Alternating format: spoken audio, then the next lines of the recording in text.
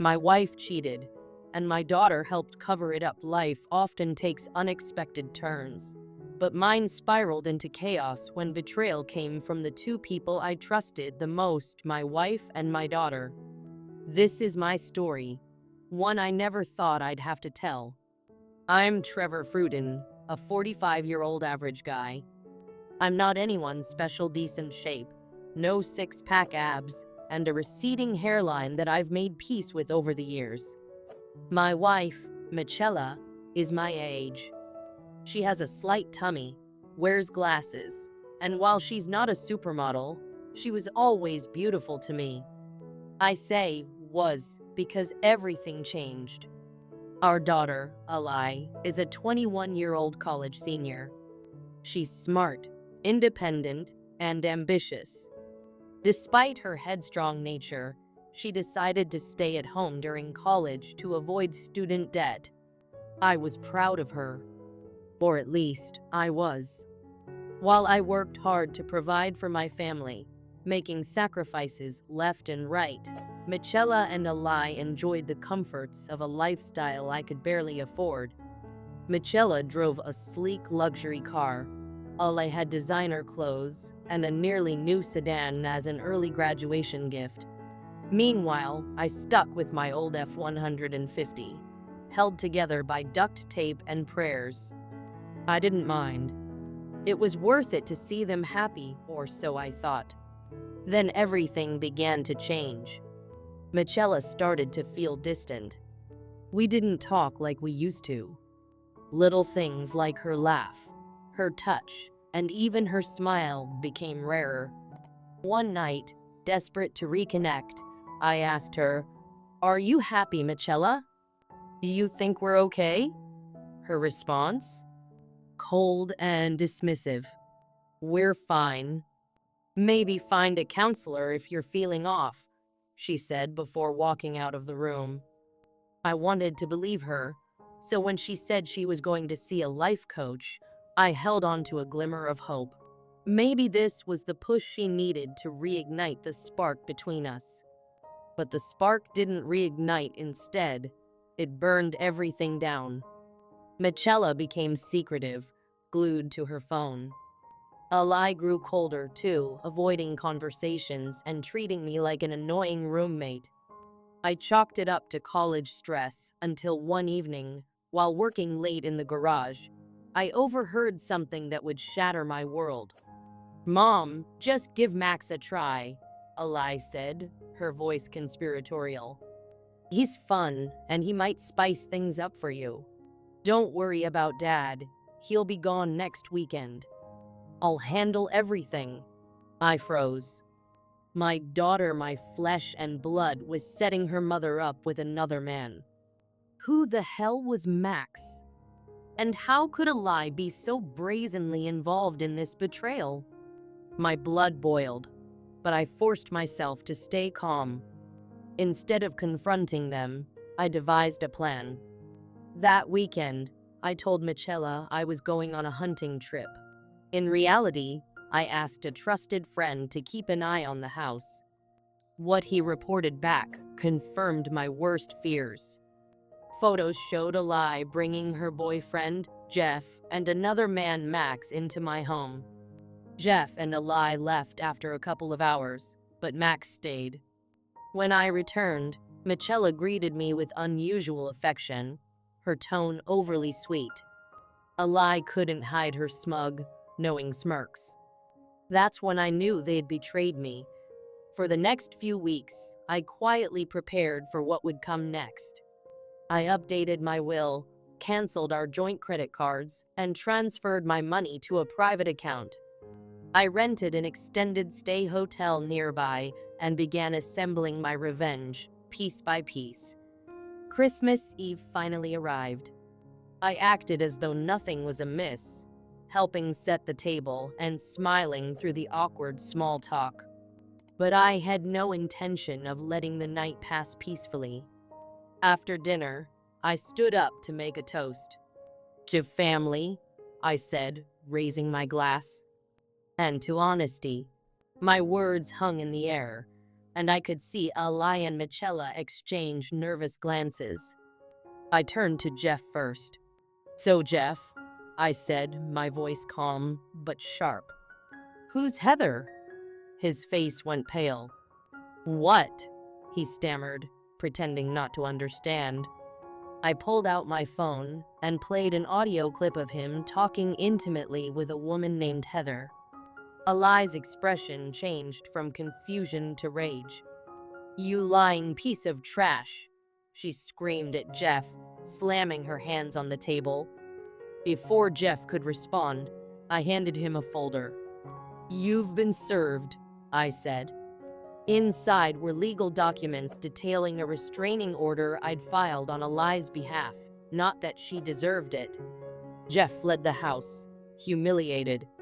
But I wasn't done. Turning to Ali, I said, "How does it feel, Ali, to be betrayed?" "Because that's exactly what you did to me." Her jaw dropped, but I didn't wait for her reply. I looked directly at Michela. "And you, my dear wife, will now face the consequences of your choices." I revealed everything. How I'd caught Max at our home, how Ally had orchestrated it all, and how I'd meticulously planned my exit from this sham of a family. I told Michela her luxury car was already repossessed. Ally's graduation gift? Gone. Their credit cards?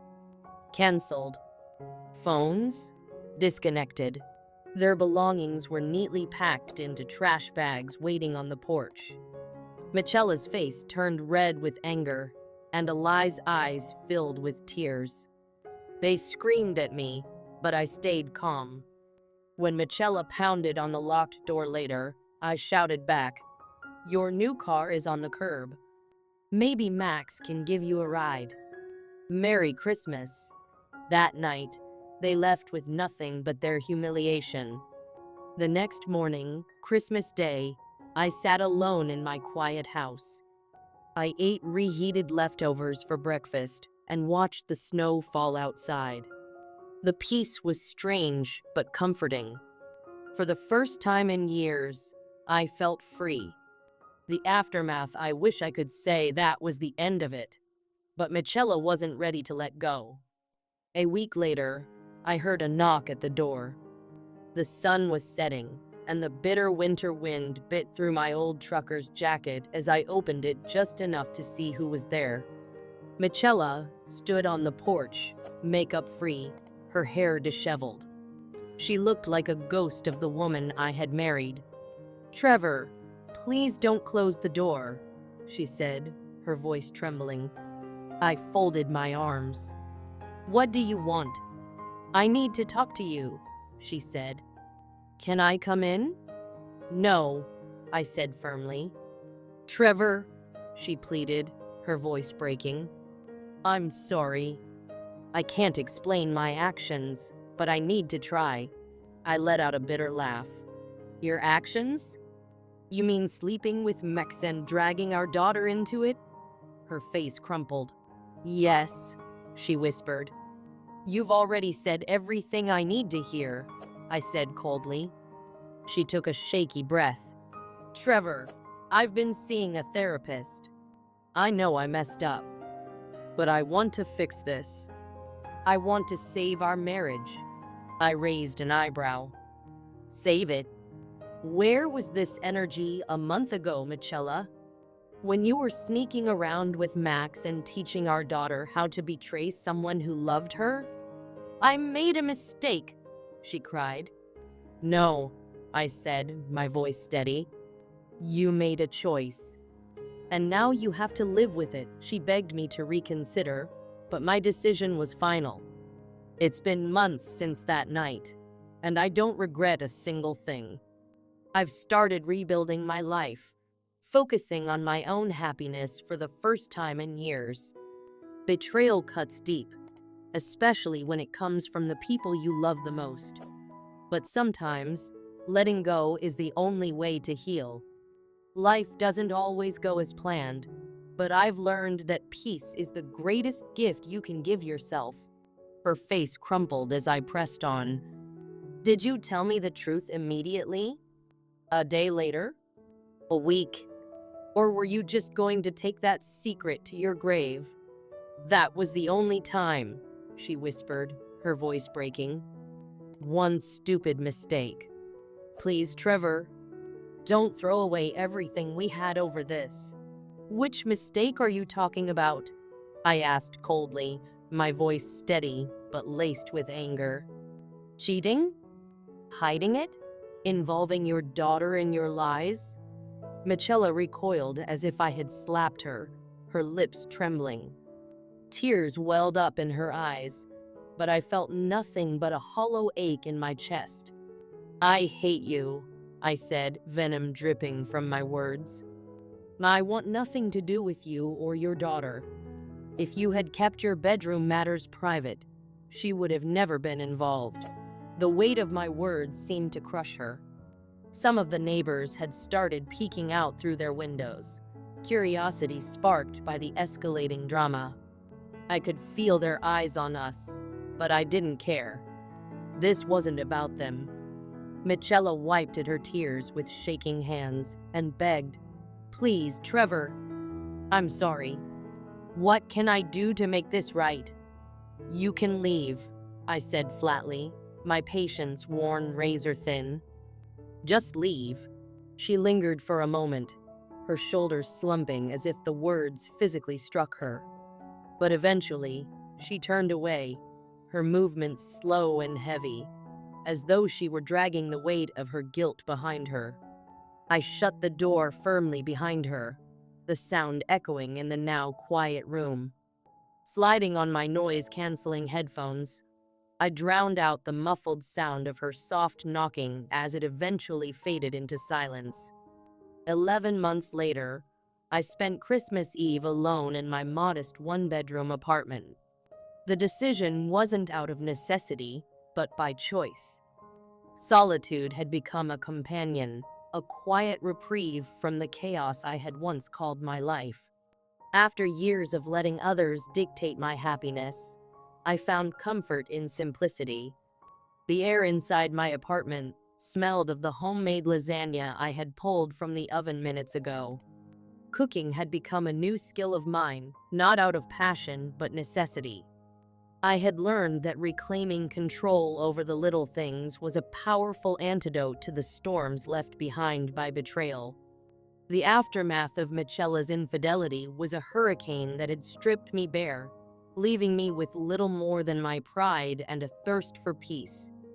The marriage had ended like a car crash in slow motion, messy, drawn out, and painfully inevitable. The divorce took 9 grueling months. Our once beautiful home sold quickly, split equally between us. Michela had struggled to adapt to life without the safety net of our marriage. From what I heard through mutual acquaintances, she was still trying to piece things together. As for me, freedom was bittersweet but liberating. I'd often wondered in the quiet of night if I had overreacted. But every time I relived the pain, the answer came back crystal clear. I hadn't. Betrayal made me disposable. So I left. Case closed. It was during one of my lonelier evenings that I stumbled upon pickleball, a sport I barely understood at first, but quickly grew to enjoy. The local rec center became my escape, a place where I could shed my worries for an hour or two. That's where I met Shannon. She was warm, easygoing, and refreshingly direct, a breath of fresh air in a world that often felt suffocating. During a game, I accidentally hit her with the ball while attempting a clumsy shot. The resounding smack drew gasps from the other players, followed by laughter. Her friends teased her, suggesting I kiss it better. Playing along, I blew her an exaggerated kiss across the court, and Shannon laughed, her eyes sparkling with amusement. After the game, she approached me, still chuckling. Well, you've got an interesting way of introducing yourself, she teased. It's a new strategy, I replied, grinning. Think it'll catch on? Maybe, she said, her smile softening. If you buy me a drink, I might forgive you. We ended up at a nearby cafe, sipping coffee and exchanging stories. Shannon was separated, still nursing wounds of her own. She wasn't ready for romance, and honestly, neither was I. But there was something about her honesty, her willingness to embrace the messiness of life that resonated with me. Why did you start playing pickleball? I asked, genuinely curious. She gave me a wry smile. Because my self-pity was getting exhausting, she admitted. I needed to try something new before I completely lost it. I chuckled, nodding in agreement. Same here. I needed to stop stewing in my own head. Our conversations grew longer, our meetings more frequent. Over time, a tentative friendship blossomed into something deeper. Months passed, and Shannon and I found ourselves growing closer, though we tread cautiously. One evening, as we sat on her couch, the warm glow of a table lamp casting soft shadows, she asked me a question that caught me off guard. Who are you thinking of when we're together? I hesitated for a moment, then answered honestly. You. You've been my mirror, Shannon, showing me there's still something good left in me. Her smile was soft and understanding. We weren't perfect, but we were learning to trust again, to build something new from the ashes of our pasts. In late January, a letter arrived in my mailbox. The sender's name stopped me in my tracks. A lie. Michela's daughter. I opened the envelope with shaky hands and unfolded the letter. Her words were heartfelt, apologetic. She acknowledged her role in the chaos and confessed that she was pregnant.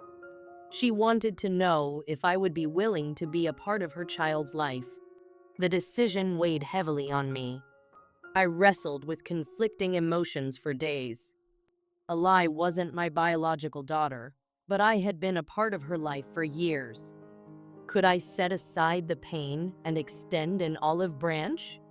Shannon, ever the voice of reason, encouraged me to respond. You don't have to make a lifelong commitment right now, she said gently. But maybe this could be a step toward healing for both of you. Taking her words to heart, I wrote back, Ali, I'm willing to try.